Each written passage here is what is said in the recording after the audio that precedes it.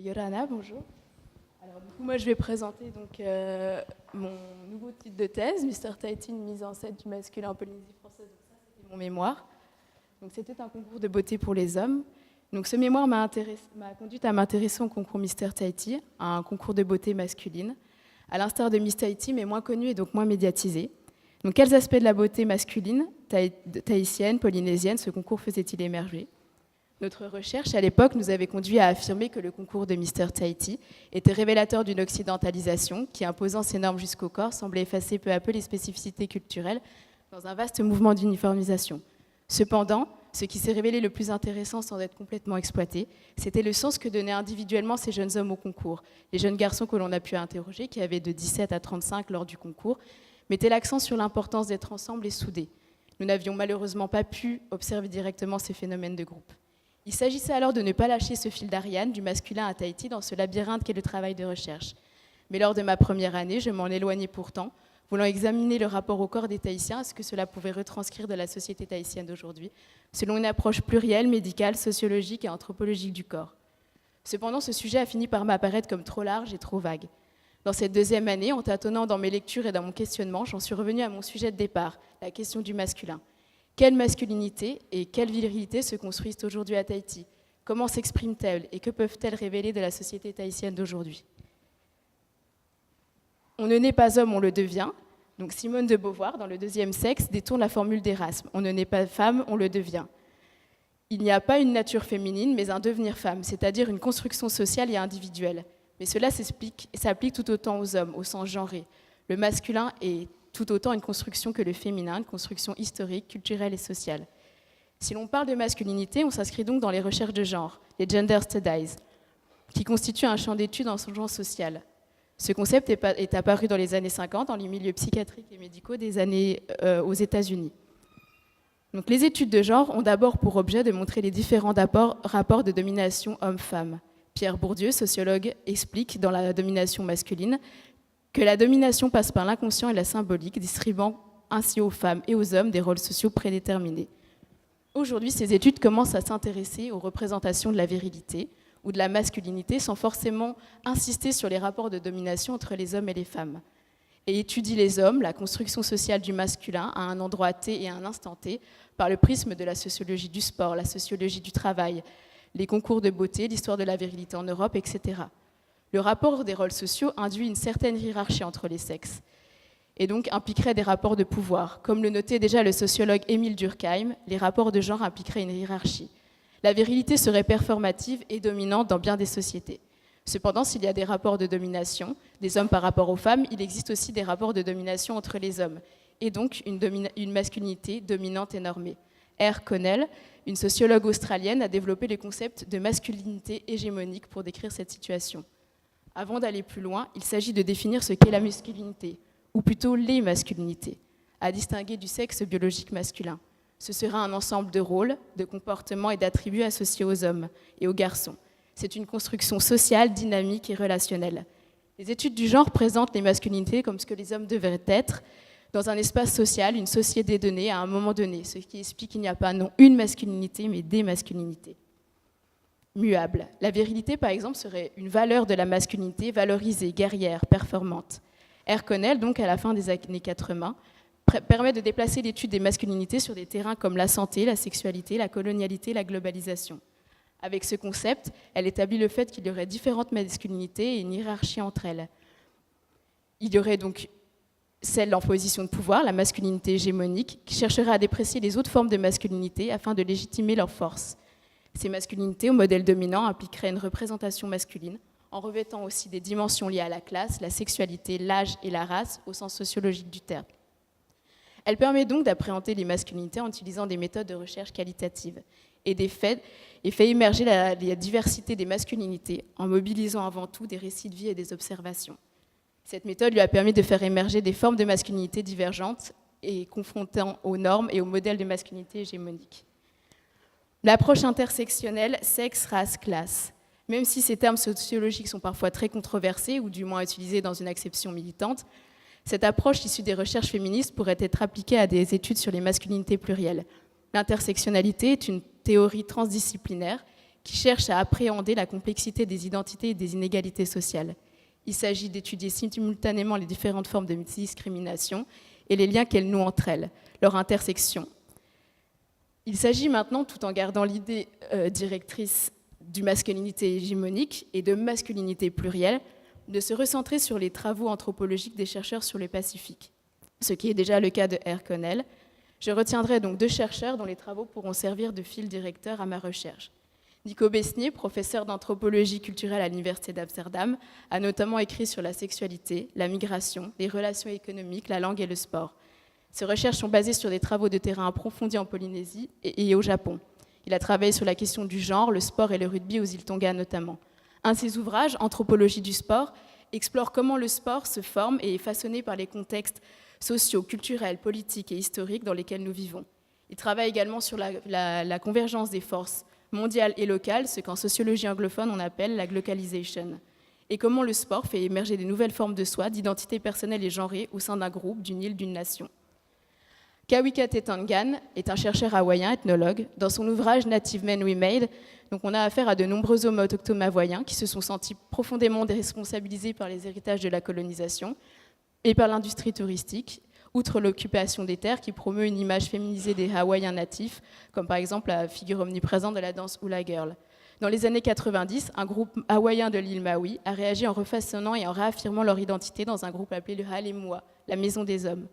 En tant que membre de cette société, donc Kawika Tetangan analyse comment les membres du groupe, principalement d'âge moyen, de classe moyenne et de race mixte, affirment une masculinité guerrière à travers des pratiques telles les arts martiaux, la sculpture sur bois et les cérémonies culturelles. Donc dans les hommes natifs refaits, traduit littéralement, il met en exergue la façon dont le genre, la culture, la classe et la personnalité se croisent et comment un groupe d'hommes hawaïens travaille pour surmonter leur dislocation de l'histoire coloniale. Ce qui nous intéresse ici, c'est bien comment ce groupe d'hommes se réapproprie, remade, leur histoire personnelle et culturelle, en se créant un espace où ils expriment leur masculinité autochtone. Même si Tahiti n'a pas la même histoire coloniale qu'Hawaï, il serait intéressant de travailler sur ce qui peut relever d'une tentative de décolonisation et donc d'une réappropriation de soi. Quelles sont les activités, pratiques, collectives d'hommes qui permettent aux Tahitiens de se situer et de s'éprouver en dehors des lieux et des logiques touristiques, par exemple. Sur Tahiti, on a également des chercheurs comme Serge Trékezov, Patrick Serre, qui se sont intéressés aux questions de genre à Tahiti. De même, Ina Grépin a travaillé sur un groupe d'adolescents sur une île des Tuamotu et nous amène à nous questionner sur ce qui pourrait rester de la période Tetaorearea, donc que mentionnent notamment Douglas et Olivier en reprenant Tahiti aux temps anciens de Te Wira Henry. On notera également donc, le ouvrage Te Perito Me Maui de Gérard Garnier sur la circoncision. Donc, en novembre dernier a eu lieu à Melbourne un colloque Engendering Colonization in the Pacific. Donc, ce colloque sur les identités autochtones est la preuve que cette question est d'actualité et prend d'autant plus son sens qu'il est possible de travailler dans ce réseau de recherche actuel et de développer une approche comparative entre différentes zones de la zone Pacifique. Donc, une monographie complexe à réaliser. Donc, une monographie en sciences sociales, c'est une enquête ou une étude approfondie, limitée à un fait social particulier, et fondée sur une observation directe qui met en contact avec des faits concrets, participe de l'expérience vécue et relève de la sociologie compréhensive. Si elle me semble complexe, c'est que voulant observer différentes masculinités, différentes couches sociales sur une population d'hommes entre 17 et 35 ans environ, la question de l'unité ou de lieu de l'activité me semble difficile. Observer des phénomènes de groupe, m'intéresser à une ou des pratiques sportives sont 2 directions. Le choix de Tahiti comme terrain nous paraît pertinent afin de relever les différentes masculinités, leurs valeurs, représentations.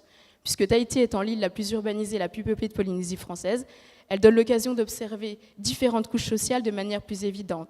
Tahitiens, demi-pop, il serait intéressant de pouvoir comparer la vie de jeunes hommes dans leur famille au district et ceux vivant dans la zone urbaine, Papeete, Punavia. Actuellement, je prends contact et vais à la rencontre de différents professionnels afin de faire un premier état des lieux de la question de la masculinité. Il s'agit notamment de médecins, psychiatres, andrologues, urologues, enseignants.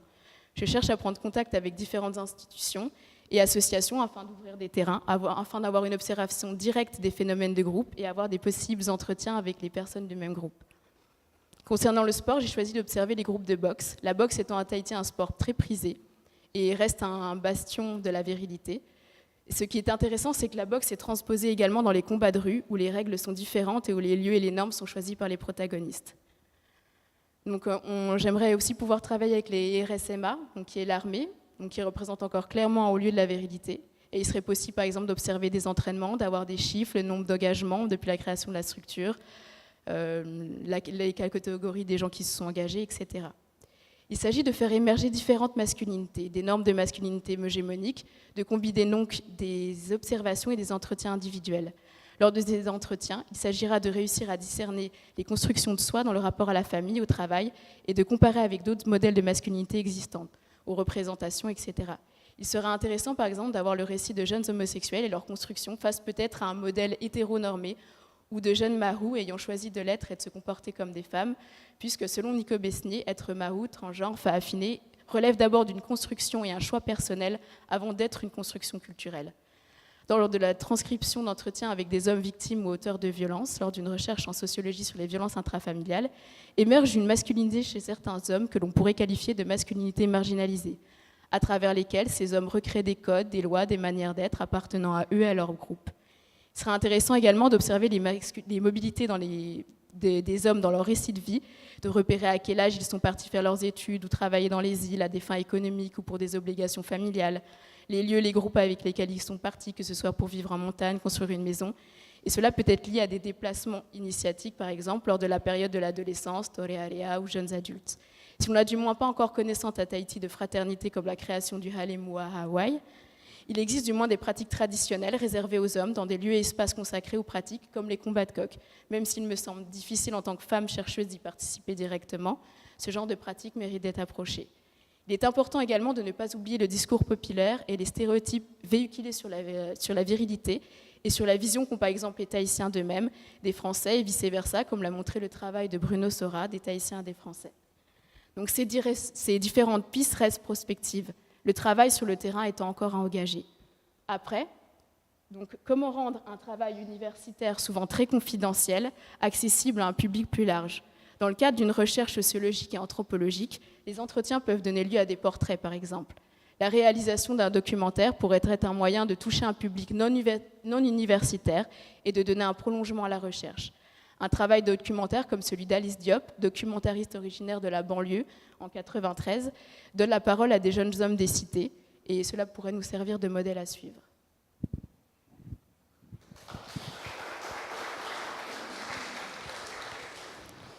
Merci. Tu as plus que respecté le temps. Tu as 3 minutes en plus. Tu as gagné 3 minutes en plus pour des questions. Donc j'espère qu'il y en aura.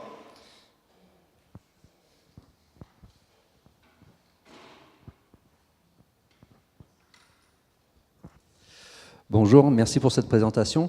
Alors, je ne suis pas du tout spécialiste de ce domaine de recherche, mais je pense que j'espère que j'ai compris vos questionnements, mais j'ai l'impression que vous n'avez pas encore commencé à recueillir de la donnée. Est-ce que je me trompe ? Non, voilà. C'est vrai que j'ai perdu pas mal peut-être de temps à me recentrer dans mes lectures. Donc c'est sûr que pour une deuxième année, j'ai eu pas mal de retard. Donc là, c'est vrai que là, je suis en train justement d'ouvrir des terrains, d'aller auprès de professionnels, mais je n'ai pas pour le moment encore de données proprement parlées. Ok, merci. Vous parlez de représentation. Est-ce que vous avez une idée de la représentation des résultats que vous pouvez espérer à l'issue de votre thèse et dans quel délai ? Donc dans les représentations, c'est notamment la masculinité hégémonique. Donc un modèle de masculinité, par exemple, qui peut être très viril, très sportive. Et dans les diverses autres représentations, ensuite, c'est comment les hommes se construisent par rapport à cette image-là. Je sais pas si...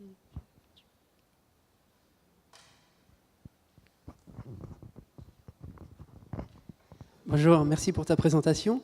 Moi, ma question revenait plus au concept de domination masculine. Est-ce que dans ton projet de recherche, donc on a bien compris qu'il était en cours, que effectivement les données n'étaient pas produites, moi ça ne me gêne pas. Le travail sur l'identification des différentes masculinités étant un axe, est-ce qu'un deuxième axe serait vraiment sur la domination masculine en Polynésie ? Quelle forme elle prend Est-ce que c'est un aspect qui t'intéresse ou tu te contentes d'identifier des idéals types de la masculinité et... Voilà. Non, justement, c'est de savoir justement quelle forme de domination. Donc moi, c'est aussi des hommes entre les hommes. Donc là, par exemple, quand on travaille sur les violences intrafamiliales aussi, on peut comprendre commencer à comprendre certaines choses. Et donc oui, bien sûr, de travailler sur la domination masculine. Après, la domination masculine, Patrick Serre a déjà fait un travail sur la domination des hommes sur les femmes. Donc là, ça serait plutôt justement de voir, par exemple, les hommes producteurs de violences, quelle forme de domination, eux, ont-ils subi également pour en arriver ici. Donc si je comprends bien, c'est le cœur de ton travail, c'est être sur les parcours de vie et le processus de socialisation de ces hommes, Voilà. et de ce qu'ils en disent. Voilà. Et du coup, l'intégration du choix des pratiques sportives, notamment là, tu parlais de la boxe, sachant qu'effectivement sur les sports de combat, le MMA, etc., a un écho particulier ici. Je pense que le VAA, je pense aussi, est un terrain particulier, hein, sur la figure du Haïto. C'est important de voir en quoi la société se voit dans ces hommes qui bravent les éléments, dans un rapport de force contre les éléments aussi. Voilà. Je te remercie. Bonjour. Bonjour. Est-ce que tu as prévu un rappel des temps anciens où garçons et filles pouvaient concourir à manière équivalente quasiment dans les grands jeux, dans les sports d'autrefois? Vous parlez de la boxe là, mais je crois savoir que la Reine Pomaré, ça donnait à la boxe aussi. Oui. Et si tu veux, toutes ces compétitions de surf, de plongeon dans la mer, de boxe, etc., sauf le tir à l'arc qui était vraiment... Si je ne me trompe pas, Bruno Sora est là, il me le dira si je me trompe, était réservé aux hommes. Mais hommes et filles pouvaient concourir, alors que dans les sociétés anciennes, c'était strict verboten, comme on disait chez moi, hein, totalement interdit pour les filles de concourir dans quelque sport que ce soit. Donc est-ce qu'il y a un volet anthropologique prévu dans ton travail? Bien sûr, également de voir comment les femmes ont aussi accès à des sports dits de masculinisation, oui. Et justement aussi comment les hommes, par exemple, eux peuvent percevoir que les femmes s'approprient peut-être quelque part des sports dits d'hommes, entre guillemets, et même ça, c'est toute la question de l'actualité. Merci. Une petite question. Juste au niveau comportemental et tout, au niveau du, on voit ici que beaucoup de Polynésiens, ça donne au sport de boxe, etc. Et la relation, après, on dit toujours, grâce à ces sports de combat, au niveau du comportement, ils sont moins agressifs, justement, vis-à-vis d'autrui, hein, femmes ou hommes. Et est-ce que tu abordes aussi un peu cet aspect-là, sur la canalisation, voilà, de cette agressivité au niveau social, par ces sports justement de combat, etc.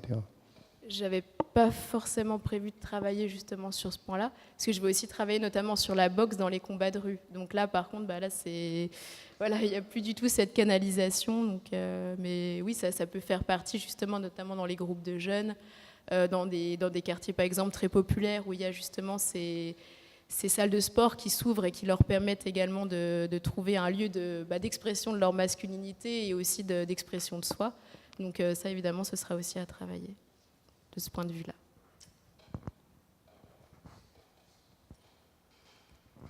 Je profite que j'ai le micro pour te faire juste un petit commentaire général. Tu es en deuxième année, ça serait bien que l'année prochaine, tu fasses quand même l'effort de moins lire ton discours, okay, d'utiliser un petit peu plus le support des diapositives et d'aller moins vite surtout. Parce que tu allais tellement vite, d'ailleurs il te restait 3 minutes, que parfois on avait du mal à t'entendre, hein, tout simplement.